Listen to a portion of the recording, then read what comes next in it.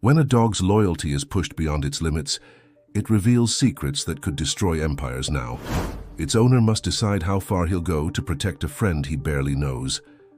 The morning fog still hung over the mansion's gardens when Richard opened the curtains of his study. The property, located on the outskirts of Oak Ridge, Oregon, was a perfect refuge for someone who, like him, preferred silence to human company. At 52, Richard Andrews had built an empire in the technology sector, but had chosen to withdraw from the corporate world 5 years ago, seeking peace away from the spotlight. "Apollo, come here, boy," he called, observing the imposing German Shepherd resting on the Persian rug. The dog raised his head instantly, attentive eyes fixed on his owner.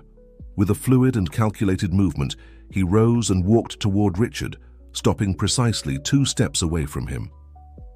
"You're the only one who really understands me, aren't you?"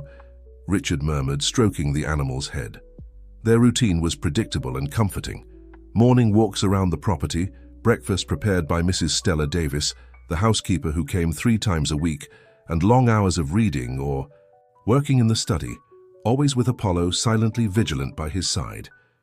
That morning, however, something seemed different. Apollo was restless, walking back and forth, occasionally stopping to look out the window. "What is it, boy? Did you see something out there?" Richard approached the window, observing the extensive garden surrounding the house. Nothing seemed out of place. Still, Apollo's behavior intrigued him. In 5 years together, he had never seen the dog so alert without apparent reason. The phone rang, breaking the morning silence. "Mr. Andrews," his lawyer's voice sounded from the other end of the line. "I need to discuss an urgent matter with you. Can I come by this afternoon?" "Did something happen, Martin?" "I prefer not to discuss it over the phone. It's about, let's say, interests in your property." Richard frowned. "I'll be waiting at 3. Hanging up the phone, he turned his attention back to Apollo, who was now sitting, watching him attentively. "Looks like we're having company today, partner."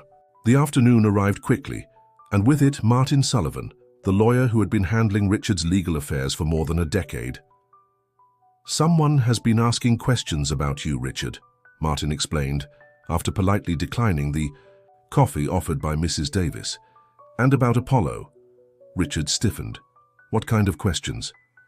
"About how you acquired him, if he's shown unusual behaviors.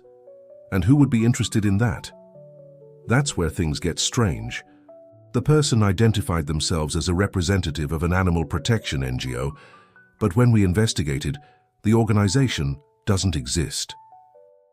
Richard looked at Apollo, who remained seated by his side, apparently calm, but with eyes fixed on Martin.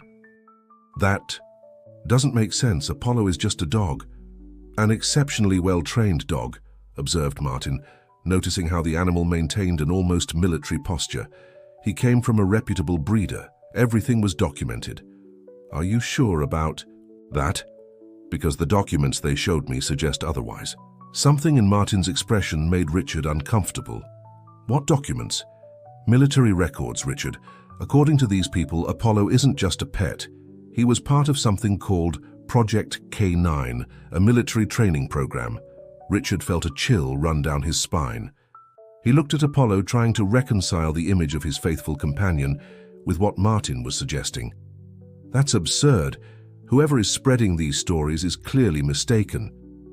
Martin sighed, opening his briefcase to take out some documents. "Wish it were just a mistake, but something tells me we're about to discover that your dog holds more secrets than we imagined." The night fell over the mansion while Richard examined the documents left by Martin. Black and white photographs showed dogs in intensive training, wearing tactical vests and responding to commands from military officers.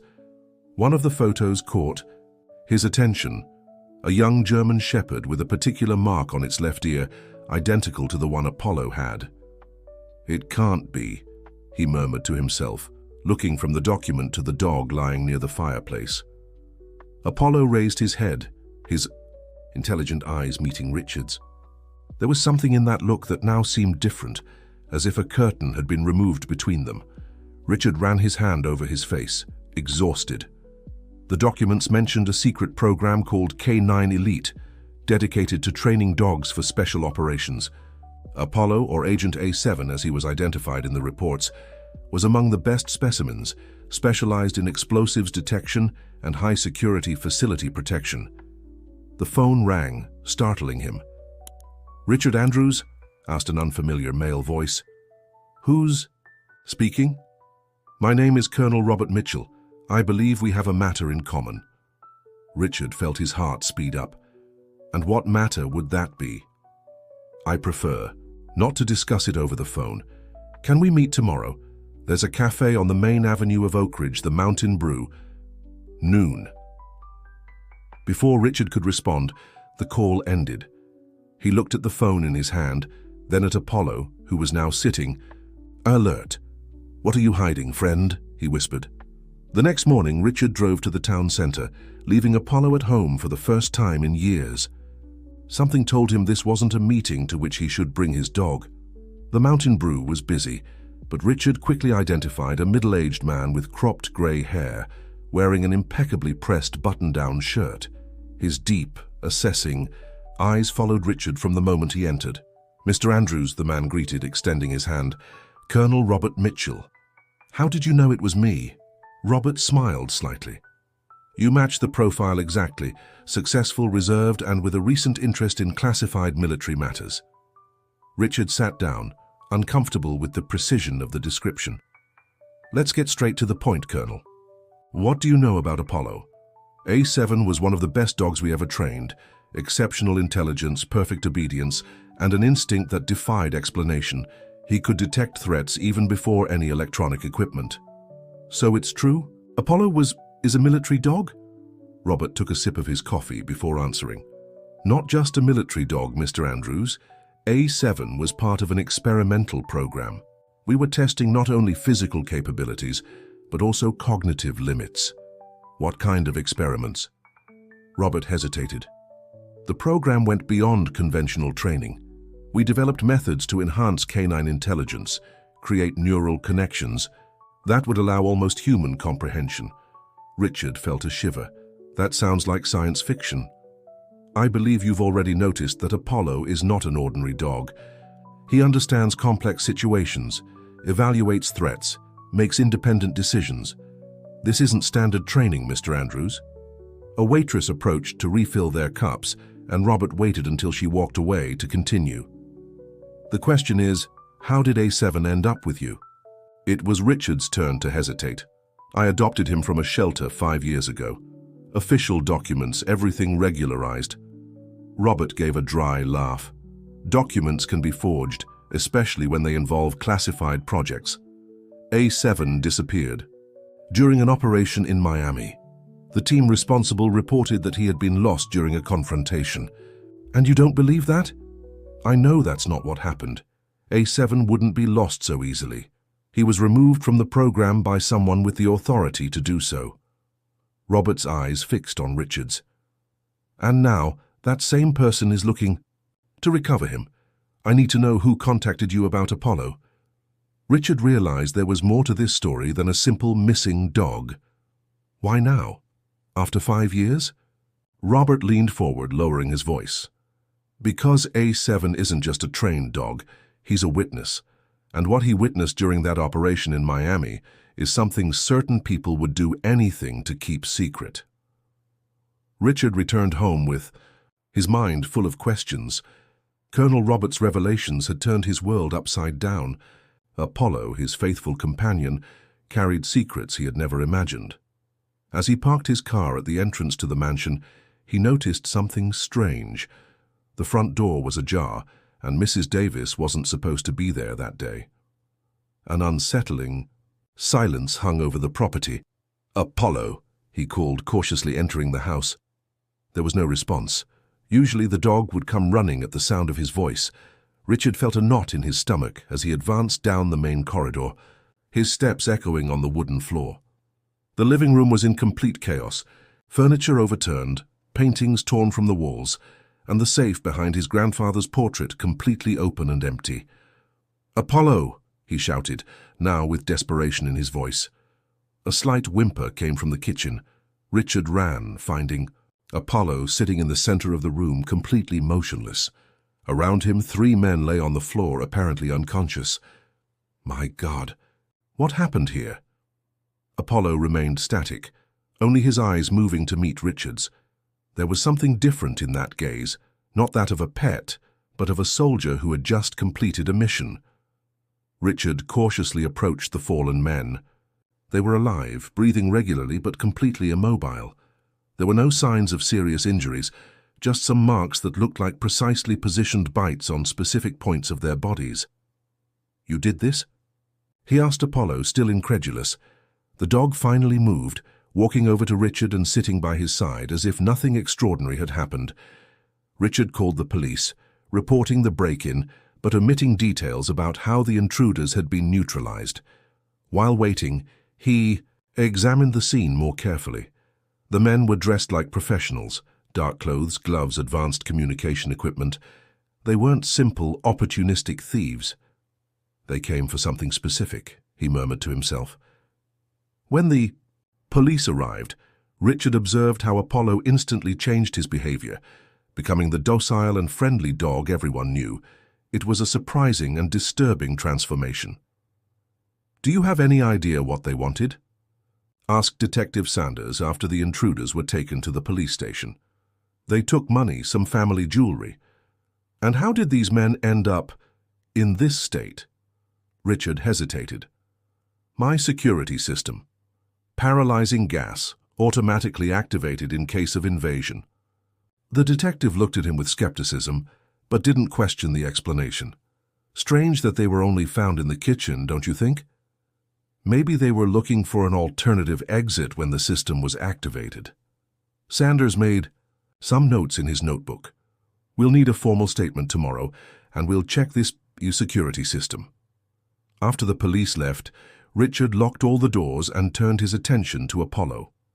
"I think we need to talk, friend." He took the documents that Martin had left, spreading them on the library floor. Training photos, performance reports, canine psychological evaluations, all indicating that Apollo wasn't just an extraordinarily intelligent dog, but the result of years of sophisticated experiments. In one of the folders, he found something that made him freeze. A list of coded commands specifically intended for Agent A7, attack commands, defense, reconnaissance, and some whose function he couldn't decipher. He looked at Apollo, who was observing the documents with disturbing attention. "You understand this, don't you? You know exactly what all this means." As if in response, Apollo approached and touched one of the commands on the list with his muzzle, Sentinel Protocol. Richard read the description. Controlled self-defense and containment of threats without permanent damage.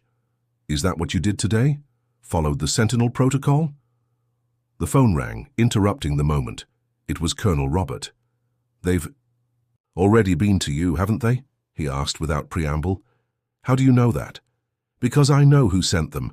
Listen, Andrews, you're not safe there. They'll be back, and in greater numbers." "Who are they?" "The same ones who want to recover A7 and everything he knows. I need you to come meet me immediately." "Where?" "There's a cabin in the Cascade Mountains, 2 hours from Oak Ridge. I'll send the location by message. Come alone." "And Apollo?" There was a significant pause. "Especially bring A7. He is the key to all of this." The winding road that cut through the Cascade Mountains was practically deserted at that hour of the night. Richard drove in silence, occasionally glancing at Apollo sitting in the passenger seat, more alert than ever before. "Are we doing the right thing, partner?"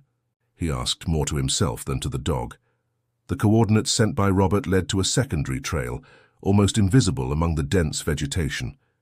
Richard parked the car where the road ended and took a flashlight. "Let's go, friend. I think the rest of the way is on foot." Apollo went ahead, guiding him confidently along the dark trail, as if he knew the way perfectly. After 20 minutes of walking, they reached a small clearing where a wooden cabin stood, almost camouflaged among the trees. A faint light shone through the foggy windows. Suddenly Apollo stopped, tense, the fur on his neck bristling. "What is it?" whispered Richard, crouching beside the dog. Before he could react, Apollo darted toward the cabin, moving with impressive speed and precision. Richard ran after him, reaching the cabin door breathless, in time to see Apollo leap onto a man who was holding a gun pointed at Colonel Robert. "Apollo, containment!" shouted Robert, using one of the commands Richard had seen in the documents. Instantly, Apollo immobilized the man without attacking him, keeping him pinned to the floor just with his intimidating presence. "Welcome, Andrews," said Robert calmly, putting some papers in a folder. "I see you arrived just in time. Who is he?" asked Richard, pointing to the man on the floor. "Captain Michael Foster, or at least that's the identity he's currently using." Richard observed the environment better. The cabin was Spartan: a rustic table, 2 chairs, a worn sofa, and several monitors displaying images from security cameras positioned around the property. "Is this place some kind of secret base?" Robert smiled. "Let's say it's one of my unofficial offices, useful for situations like this." He turned to the man still immobilized by Apollo. "Captain Foster has been working for a group that's very interested in our friend A7. Isn't that right, Michael?" The man remained silent, his gaze alternating between Robert, Richard, and Apollo. "Won't talk? Fine. A7, search." At the command, Apollo began to methodically sniff the man, stopping at his inner pocket. Robert approached and removed a small electronic device. "A tracker." "As I suspected," he said, crushing the device under his shoe. "How much time do we have before your friends arrive, Michael?" The man continued in silence. Robert sighed. "A7, pressure." Apollo gently placed his paw on the man's neck, without hurting him but making the threat clear. 10 minutes, Michael finally answered with a strangled voice. "Maybe less." "We need to go," said Robert, quickly gathering some documents. "We have another safe location about 30 kilometers from here." "Wait a minute," interrupted Richard. "I'm not going anywhere until I understand what's happening." "Who are these people? What do they want with Apollo?" Robert looked at his watch. "The short version. A7 was part of an experimental program that went beyond conventional training. He didn't just follow commands, but began to demonstrate advanced contextual understanding and independent decision-making." "Are you saying he can think for himself?" "Not just think, but analyze, evaluate, and act. A7 exceeded all the program's expectations." "And that's reason to hunt him down?" "No. The reason is what he witnessed during his last mission. An operation on the border with Colombia that should have been simple area reconnaissance, but which turned out to be much more complex." Robert cast a glance at Michael, still immobilized by Apollo. Certain people in high positions were using the K9 program as cover for unsanctioned operations. Trafficking, smuggling sensitive technology, selling classified information. A7 was present when evidence of these activities was discussed, and unlike a human, he couldn't be easily silenced or bought. So they decided to eliminate him? Initially, yes, but I removed him from the program before that could happen. I forged documents, created a new identity for him, and placed him in a shelter, knowing someone would eventually adopt him. "Me," concluded Richard. "Exactly. The choice was deliberate, Mr. Andrews. We needed someone reclusive, without many contacts, financially independent. You used me. I protected both of you. But now they've discovered where A7 is, and we need—" The rumble of an approaching helicopter interrupted the conversation. Robert ran to the window, slightly pulling back the curtain. "They arrived earlier than expected," he murmured, turning to Richard. "We don't have time for explanations anymore. We need to leave now." "What about him?" Richard pointed to Michael, still immobilized by Apollo. Robert hesitated for a second before responding. "A7 deep sleep protocol." Hearing the command, Apollo applied precise pressure to a specific point on Michael's neck, who immediately lost consciousness. "He'll be unconscious for a few hours, long enough for us to gain some distance." Richard observed the scene, astonished by Apollo's precision and efficiency. "My car is at the trail entrance. We can—" "Forget your car," interrupted Robert. "They've probably already found it and installed trackers. We have another means of transportation."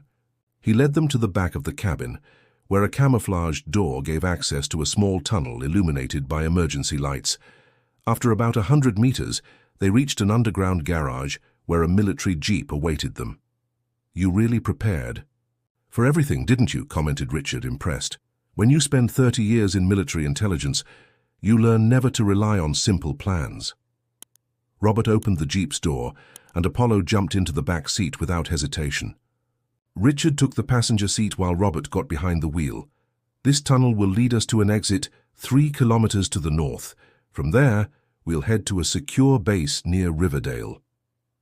The vehicle advanced through the tunnel, which gradually widened until ending at an exit, disguised among the dense vegetation. Robert activated a remote control, and a section of what appeared to be just a hillside revealed itself as a camouflaged door. They emerged onto a secondary dirt road, far from the original trail. The night was clear, with the moon, partially, illuminating the winding path between the mountains. "How long until we reach this secure base?" asked Richard. "Approximately 2 hours if we don't have any incidents." "And you're going to explain exactly what Apollo witnessed during that operation in Colombia?" Robert glanced in the rearview mirror, where Apollo remained seated, vigilant. A7. Didn't just witness, he collected. The dogs in the K9 Elite program were equipped with micro-cameras and recorders implanted in their collars, cutting-edge technology undetectable by conventional scanners. "Are you saying Apollo recorded something?" "Not just recorded. The technology allowed direct transfer to a secure server. A7 registered a meeting between high-ranking officers and representatives of a Colombian paramilitary organization. Agreements, bank transfers, delivery. Coordinates, everything documented." "And where are these recordings now?" Robert smiled slightly. "That's the question, isn't it? The recordings were deleted from the central server. So officially they never existed. But I kept a backup copy, protected by an encryption algorithm that can only be unlocked with a specific sequence." Richard looked at Apollo, finally understanding. "The sequence is with him, isn't it? That's why they want him so badly." Robert nodded. A7 was trained to memorize complex sequences. The decryption key was implanted in his training, coded as a series of behavioral commands that seemed like simple tricks to a common observer. A metallic sound followed by a bang interrupted the conversation. The jeep shook violently. "They shot out the rear tire," exclaimed Robert, struggling to maintain control of the vehicle. Through the rearview mirror, Richard saw headlights rapidly approaching. "How did they find us so quickly?" "Michael must have activated some kind of beacon before he lost consciousness." "Damn it!" Robert maneuvered the jeep off the road, advancing between the trees on increasingly steep and irregular terrain. "We won't gain distance with a flat tire," warned Richard, holding on as the vehicle jumped over exposed roots. "We don't need distance, just enough time to reach the alternative extraction point." The jeep advanced with difficulty, the sound of metal against stones echoing through the forest. Behind them, the headlights of their pursuers diminished in size as they moved away from the main road. "There," Robert pointed to a small clearing ahead. "We need to get there." With one last effort, he drove the damaged jeep to the clearing, where he stopped abruptly. "Get out, quick!" The three jumped out of the vehicle. Robert ran to a fallen trunk and removed what appeared to be tree bark, revealing a small electronic panel. "What is that?"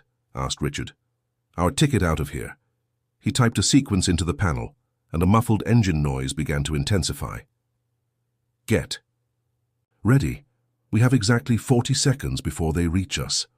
The growing noise revealed itself to be a camouflaged military helicopter emerging from among the treetops. The aircraft hovered over the clearing, low enough for a rope ladder to be dropped. "Let's go!" shouted Robert above the deafening noise of the rotors. Richard hesitated. "Who's piloting? How do I know I can trust them?" "At this moment, you don't have much choice," responded Robert, pointing to the lights rapidly approaching through the forest. Apollo was the first to react, leaping to grab the rope ladder with his teeth and climbing with surprising agility, as if he had done it hundreds of times before. "Your dog seems to trust the pilot," shouted Robert. "I suggest you do the same." Without alternatives, Richard grabbed the ladder and began to climb, followed by Robert. They had barely reached the interior of the aircraft when the first pursuer's vehicle burst into the clearing. The helicopter gained altitude rapidly, while shots were fired from the ground. Richard threw himself onto the metal floor of the cabin, covering his head. "Relax, this aircraft has armor," informed a female voice from the cockpit. "Conventional bullets won't bring us down." Richard raised his eyes to see a woman of about 40, black hair tied in a severe bun, focused on the controls. "Richard Andrews, meet Major Helen Vaughan," introduced Robert. "One of the few people in the K9 Elite program I can still trust." "Pleasure." "To meet you, Mr. Andrews," said Helen without taking her eyes off the instruments. "We've heard a lot about you." "I can't say the same," responded Richard, still trying to compose himself. Apollo approached, sitting beside Helen. The pilot extended a hand to briefly caress the dog's head, a gesture he accepted with familiarity. "Old friends?" asked Richard. "Helen was A7's primary trainer during his time in the program," explained Robert. "They developed a special bond." "I've never seen a dog with such emotional intelligence," commented Helen, maneuvering the helicopter eastward. A7 understood nuances that escaped even some humans. "Where are we going?" asked Richard. "To a refuge in the Oregon mountains," responded Robert. "An isolated property, registered under a false name. Not even the highest echelons of the army know of its existence." The rest of the flight passed in tense silence. After about 30 minutes, Helen began to reduce altitude, approaching a mountainous region covered by dense vegetation. "We've arrived," she announced, landing the helicopter on a small platform beside what appeared to be a 2-story country house, built with dark wood and stone. As they disembarked, Richard noticed that the landing platform was retractable, beginning to fold and disappear under a covering of synthetic grass as soon as they moved away. "Impressive," he murmured. "We need to be prepared," said Helen, guiding them to the house. This place was designed to be completely self-sufficient. Solar energy, artesian well, food stock for 6 months, independent satellite communications. The interior of the house was surprisingly comfortable, with a combination of advanced technology and rustic furniture. An entire wall was occupied by monitors displaying images from different angles of the property. "Security system?" asked Richard. "Among other things," responded Robert. "That panel controls the active defenses, motion sensors, thermal cameras, non-lethal traps." Richard collapsed onto a sofa, suddenly aware of the fatigue taking over his body. "How long will we stay here?" Robert and Helen exchanged glances. "As long as necessary to extract the information from A7 and prepare it for disclosure," responded. "Robert, disclosure? I thought the objective was to keep it secret." "That was before they discovered about you and A7. Now it's too late to keep the secret. Our only chance is to expose everything. The K9 Elite program, the illegal experiments, the involvement of high-ranking officers with criminal organizations." "And how exactly do you plan to extract this information from Apollo?" Helen approached, crouching to be at the dog's level, who watched her attentively. "A7 isn't just a passive receiver of data. The advanced training he received allows him to communicate complex information through a system of coded behavioral responses." "Are you saying he can talk?" "Not literally, but he can transmit data in a way that only someone familiar with his training could interpret." The night advanced, as Helen prepared the necessary equipment for the interview with Apollo. A series of colored objects were arranged in a specific sequence on a low table, along with a high-definition camera and a specialized computer. "Will this hurt him?" asked Richard, observing the preparations with apprehension. "Not at all," assured Helen. "It's more like a game for him. A7 was trained to associate certain objects, colors, and positions with specific information." Robert returned to the main room after checking the perimeter of the property. "All secure for now, but we can't relax. They have resources to track us, it's just a matter of time." Helen nodded, finishing adjustments to the camera. "We're ready. A7, initial position." Apollo immediately sat in front of the table, his posture erect and attentive. Helen positioned herself on the opposite side, while Robert operated the computer. "How does this work exactly?" questioned Richard, approaching to observe better. Each object represents a set of characters or commands, explained Helen. A7 will indicate the objects in a specific sequence, forming codes that we can translate. Think of it as an advanced form of non-verbal communication. A7 deep memory procedure initiate, commanded Helen. Apollo's eyes seemed to gain a new focus. With impressive precision, he began to touch different objects with his muzzle, in a sequence that seemed random to Richard. But that made Robert type furiously on the computer. "He's accessing the memories of Operation Condor," murmured Robert, eyes fixed on the screen. "The coordinates are coming, dates, identifications." The process continued for almost an hour, with Apollo occasionally making pauses, as if organizing thoughts before resuming the sequence of indications. "Amazing," whispered Richard. "It's as if he's really thinking." "In a way he is," responded Helen, without interrupting her attention to the process. The training not only conditioned responses but developed neural connections that allow almost human information processing. Finally, Apollo ended the sequence, leaning back and looking directly at Helen as if awaiting approval. "Excellent work, A7, she praised, offering him a special small treat. "Rest now." Robert rose from the computer station, his face pale. "It's worse than we imagined. Much worse." "What did A7 reveal?" asked Richard. "Operation Condor wasn't just smuggling or occasional trafficking. It was a systematic scheme involving the highest military echelon, in partnership with cartels and paramilitary organizations from at least 5 countries. "What kind of scheme?" "Sale of restricted military technology, secure routes for transporting, illicit goods, protection for clandestine laboratories." Robert ran his hand through his grey hair, visibly disturbed. "But the worst is the list of names. Ministers, generals, intelligence agency directors. People who should be protecting the country."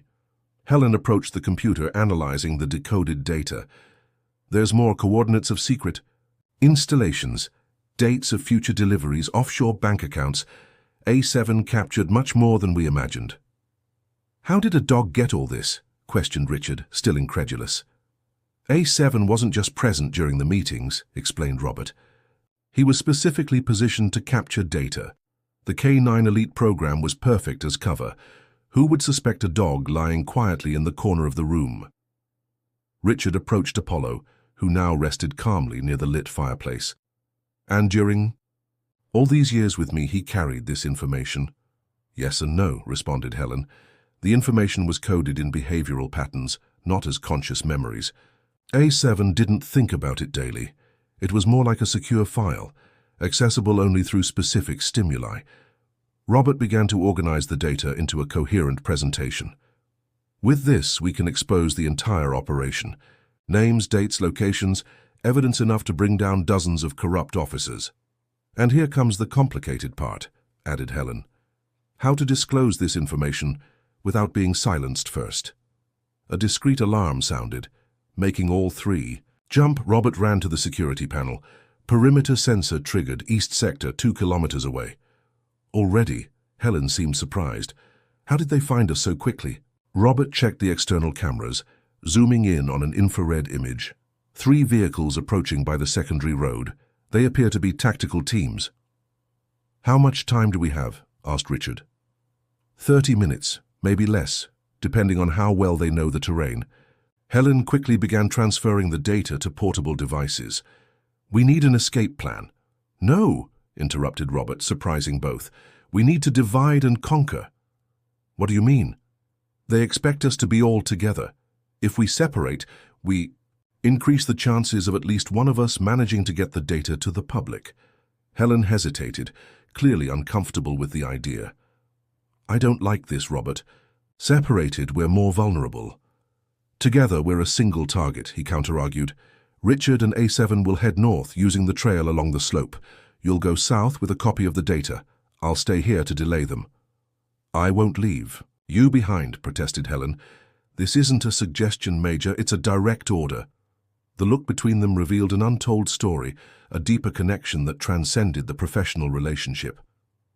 "You have 10 minutes to prepare," instructed Robert, moving efficiently around the refuge. "Take only the essentials. Water, concentrated food, emergency communicators. Helen still seemed reluctant, but began gathering the necessary equipment. Richard approached Apollo, who was observing the movement attentively. "We're in this together, partner," he murmured, stroking the dog's head. "Who would have thought, huh? You and me against a military corruption scheme." Robert handed Richard a compact backpack and a tactical jacket. "Put this on. It has thermal insulation and internal pockets for the data devices." "I'm not a trained agent," protested Richard. "How do you expect me to escape professional tactical teams?" "You have A7, responded Robert simply. "He knows the terrain better than any map. Trust him and he'll lead you safely to the extraction point." Extraction point. A cabin 15 kilometers north of here. Small, discreet, with a jeep hidden in the garage. The keys will be in a box under the third step of the porch. The password is 13527. Memorize that. Richard nodded, mentally repeating the sequence. Helen returned with 3 small devices similar to flash drives. "Here's the data. 3 identical copies, encrypted. The unlock password is Project Apollo Red 447. It will only work if connected to a computer without internet access. Why? To prevent any type of interception or remote sabotage. When you're safe, find an isolated device, insert the drive, and follow the instructions on the screen." Richard stored one of the devices in the inner pocket of his jacket. Helen did the same, while Robert took the third. "And if none of us succeeds?" asked Richard. Robert and Helen exchanged glances. "Then they win," responded Robert somberly, "and everything A7 witnessed will remain buried." A new alert sounded on the security system. "They've accelerated," warned Robert, checking the monitors. "They're less than a kilometer away. We need to go now." He led them to a door at the back of the house that gave access to a corridor carved into the rock. "This tunnel divides into 3 paths after 100 meters, he explained, handing out tiny flashlights. "Left for north, right for south, center for east. Richard and A7 take the left path, Helen the right. I'll follow the center and then return to create a distraction." "What kind of distraction?" asked Helen, concern evident in her voice. "The kind you don't question in advance," he responded with a half-smile. "Now, go." Before Helen departed, Robert pulled her into a quick but intense embrace, whispering something in her ear that made her eyes shine with contained emotion. Richard looked away, feeling like an intruder before that intimate moment. Apollo positioned himself at his side, tense and alert. "Good luck," said Robert, extending his hand to Richard. "Take good care of him." "You talk as if we wouldn't see each other again," observed Richard, shaking the offered hand. Robert just smiled without responding. The tunnel was narrow, illuminated only by occasional emergency lights. Apollo led the way confidently, stopping occasionally to verify that Richard was following. After what seemed like hours, but which the watch indicated had been only 30 minutes, they emerged from a small opening hidden among rocks, giving access to a dense forest. The night was at its peak, the full moon providentially covered by clouds offering the darkness necessary to move without being easily detected. "Where to now, Apollo?" whispered Richard. In response, the dog began to advance among the trees, following an invisible path that he seemed to know instinctively. Richard followed him, completely trusting the animal that, just a few days ago, he considered merely an exceptionally intelligent pet. After nearly 2 hours of careful walking, interrupted by strategic stops to listen to the sounds of the forest, they reached a small clearing. Apollo stopped abruptly, his body tense in alert posture. "What is it?" whispered Richard, instinctively crouching. A slight metallic noise sounded to the right. Before Richard could react, Apollo pushed him back with surprising force, making him fall behind a fallen trunk. At the same instant, a silent dart cut through the air exactly where Richard had been seconds before. "Damn," he murmured, understanding they had been found. Apollo remained crouched, eyes fixed in the direction from which the shot had come. His muscles trembled slightly, not from fear but from absolute concentration. Richard scanned the vicinity until he found a stone the size of his hand. With a quick movement, he threw it in the opposite direction. The sound of impact among the foliage provoked an immediate movement. A dark figure partially emerged from its hiding place, readjusting the aim. It was the moment Apollo chose to act. With impressive speed, the dog circled the position, silently approaching from behind the shooter. A single leap, and the man was knocked down, the rifle with silencer falling far from his hands. Richard ran to them, finding Apollo keeping the man immobilized with trained precision. The shooter wore a black tactical uniform without identifications, his face partially covered by a balaclava. "Where are the others?" demanded Richard, ripping the balaclava from the man. The revealed face was young, almost innocent, contrasting with the lethality of the equipment he carried. "You have no idea what you're into, civilian," responded the man, maintaining his composure despite the vulnerable position. "You should hand over the dog and step away. You still have a chance to leave this alive." "Who sent you?" The man smiled slightly. "Do you really think I'm going to respond to an amateur interrogation? I'm just buying time. My companions should arrive any moment." As if confirming his words, the communicator on his vest emitted a signal. "Position, Falcon," demanded a metallic voice. Apollo reacted instantly, applying more pressure to the man's neck, preventing him from responding. "I need to get that," whispered Richard, carefully removing the communicator from the tactical vest. "Apollo, keep him quiet." The dog adjusted his position, pressing a specific point that partially paralyzed the man without causing permanent damage. "All clear, Sector 5, improvised Richard on the communicator, trying to imitate the captured man's voice as much as possible. "Moving to point 6. There was a brief pause. "Identify yourself with the daily code," demanded the voice. Richard froze, looking at the immobilized man, who was now smiling despite the situation. "Falcon, repeat." "Daily code," insisted the voice, now with a tone of suspicion. Richard abruptly turned off the communicator. "We need to get out of here. Now." He looked around, searching for something to immobilize the man. He found only his own belt and the captive's. "This will have to do." He tied the man's hands and feet with the belts, improvising a gag with a piece of the torn balaclava. "How long until they realize something's wrong?" "Minutes," responded the man, after Richard temporarily loosened the gag. "You're already dead. You just don't know it yet." Richard replaced the gag, ignoring the threats. "Let's go, Apollo. We need to reach the cabin before them." The dog took the lead again, now moving with even greater urgency. Richard followed with difficulty, his breathing heavy and muscles protesting against the prolonged effort. A distant boom made both stop. A column of smoke rose in the direction from which they had come. "Robert," murmured Richard, understanding the distraction mentioned earlier. "I hope he managed to get out in time." Apollo barked softly, calling his attention to continue advancing. When they resumed the path, Richard noticed that the dog now followed a different route, steeper and more difficult, but clearly planned to avoid obvious routes. After another hour of walking, the forest began to thin out. Through the trees, Richard glimpsed what appeared to be a small wooden structure, the cabin mentioned by Robert. "We made it, friend," he whispered, relieved. "Now we just need to—" The sound of rotors cut off his words. A military helicopter appeared on the horizon, moving directly toward the cabin. "No," exclaimed Richard. "They got here first." They quickly hid behind a rocky outcropping, watching as the helicopter landed in an open area near the cabin. 4 men in tactical uniforms jumped from the aircraft, moving with military precision to surround the small structure. "Now what?" murmured Richard, hopeless. "We can't face all of them."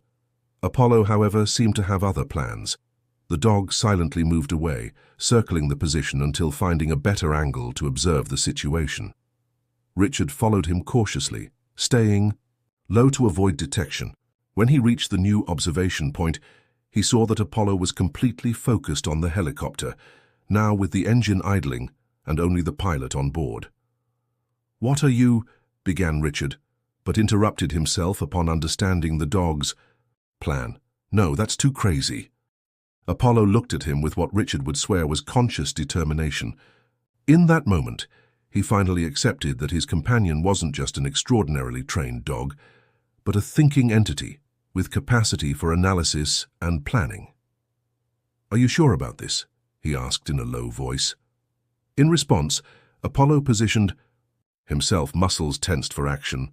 When you go, I'll run to the other side to create a distraction, decided Richard. We'll meet afterward, if we can. Apollo briefly touched his hand with his muzzle, in an almost human gesture of connection, before returning his focus to the target. Richard took a deep breath, preparing himself. On 3.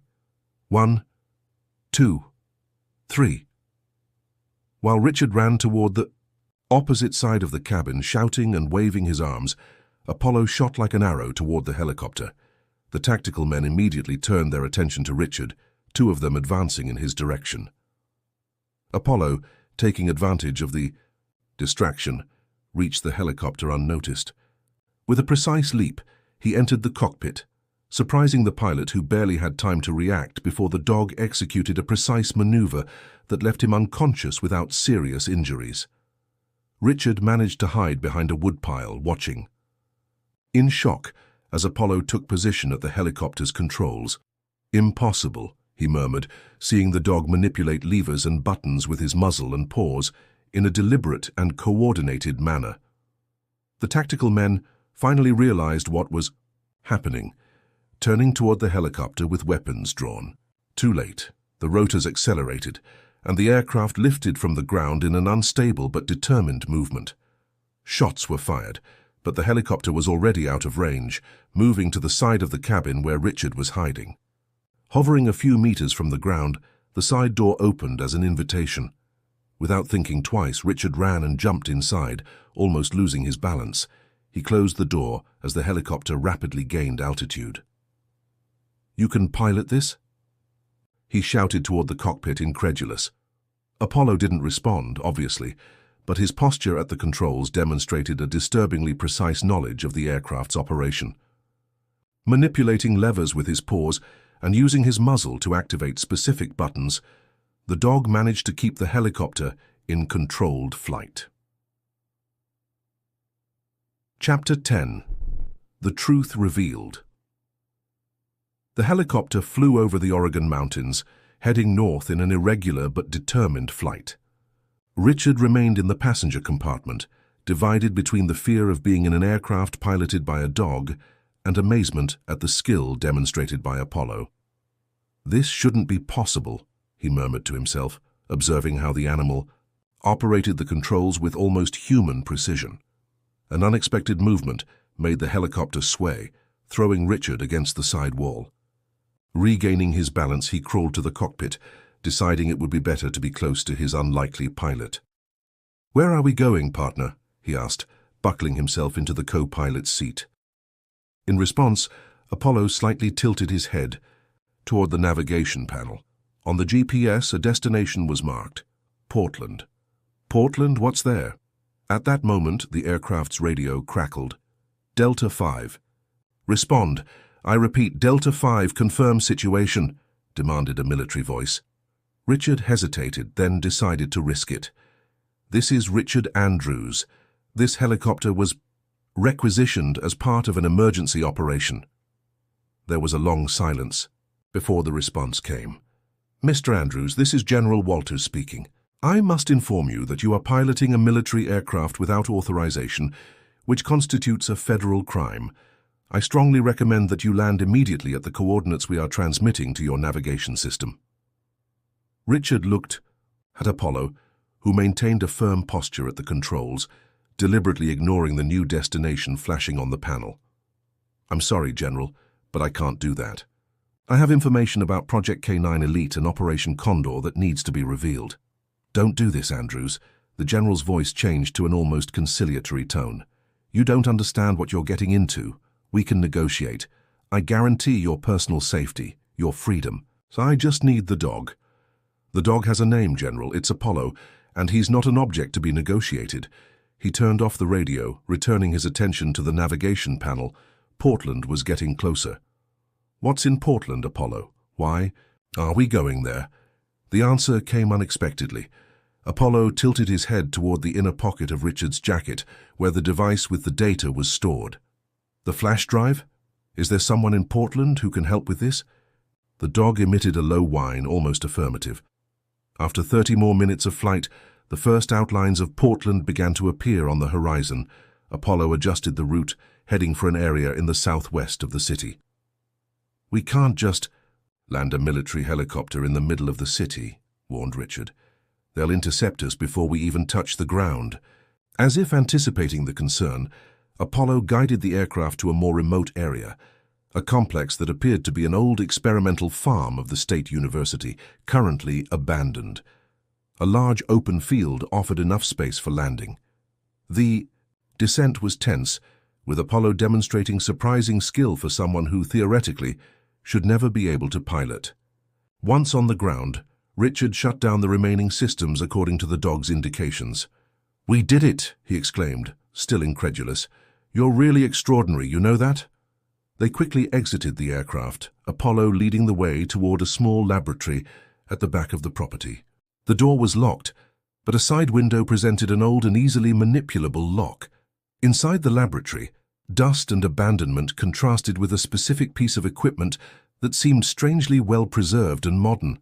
An isolated computer, without external connections, on a bench in the center of the room. "Is this it? Is this what we came for?" Apollo sat beside the machine, looking fixedly at Richard. "Right, let's see what we have here." He activated the computer, which started surprisingly quickly for seemingly abandoned equipment. On the screen, just a simple message: "Insert data device for authentication." Richard removed the flash drive from his pocket, inserting it into the USB port. Immediately, the screen changed, requesting a password. "Project Apollo Red 447, he typed according to Helen's instructions. The screen went black for a moment, then displayed a simple interface with a single button. "Start transmission." Transmission to where? Apollo couldn't respond verbally, but his eyes fixed on the screen communicated the urgency of the situation. Richard clicked the button. A progress bar appeared, accompanied by the message: "Transmitting data to 247 pre-programmed recipients. Prosecutors, journalists, international agencies, secure servers." "Helen and Robert thought of everything," murmured Richard, watching the percentage gradually rise. A noise from outside caught his attention. Lights from vehicles rapidly approaching. "They found us," he said, tense.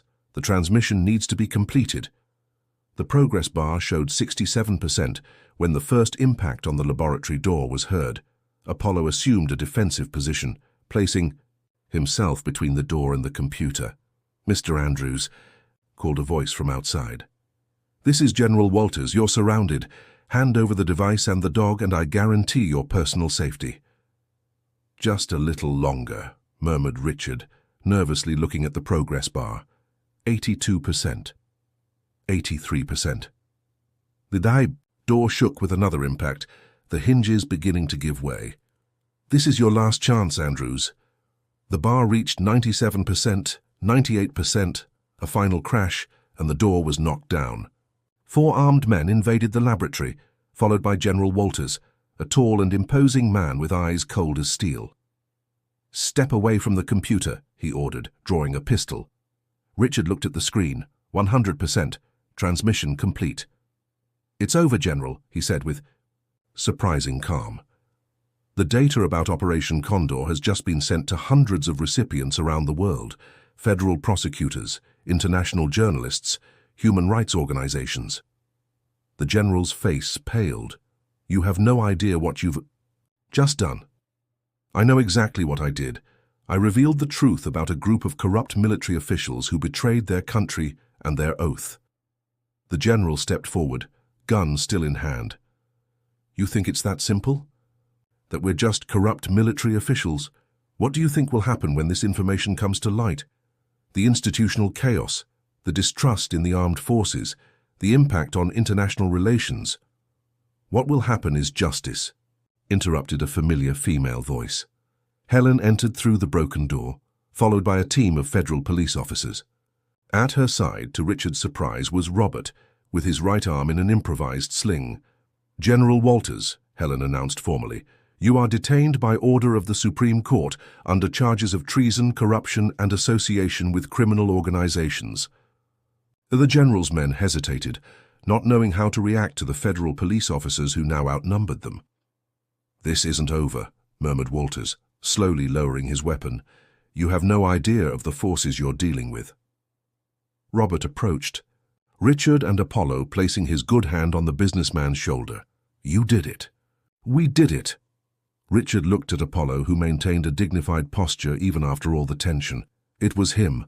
Apollo brought us here, guided us every step of the way." 3 months later, Richard observed the sunset from his porch with Apollo lying at his side. The revelations about Operation Condor had shaken the country, resulting in extensive investigations, arrests of high-ranking officers, and a complete overhaul of military intelligence programs.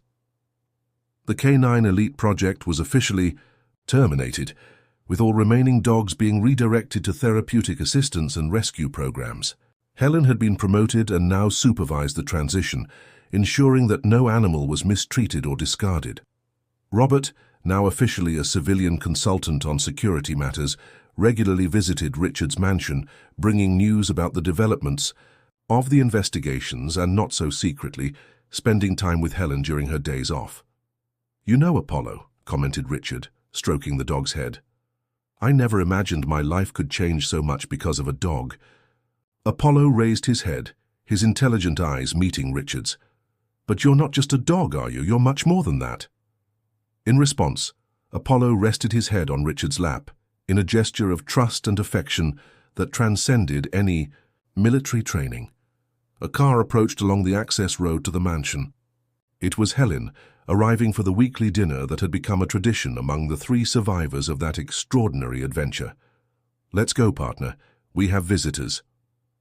As they walked together to receive their friend, Richard reflected on how his life of seclusion had been completely transformed. Now he was surrounded by true friends, involved in important causes, and above all, had at his side a companion who was much more than he could ever imagine. Apollo wasn't just a dog with exceptional training or a secret agent in animal form. He was living proof that the deepest and most meaningful connections can arise in the most unexpected places, with the most unlikely beings, transcending barriers that most would consider insurmountable. In the quietness of that evening in Oak Ridge, man and dog continued together, partners and friends sharing a secret that had changed the fate of an entire nation.